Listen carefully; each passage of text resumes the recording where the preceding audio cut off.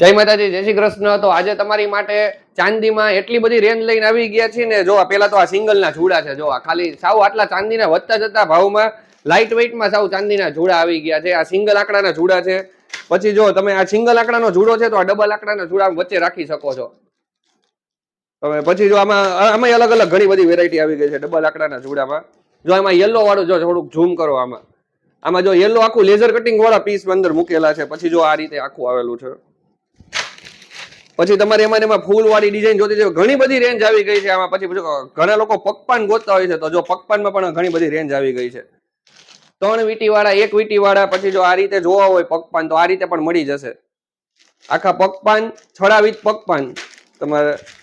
પછી આમાં પણ ઘણી બધી રેન્જ આવી ગઈ છે। પછી જો આ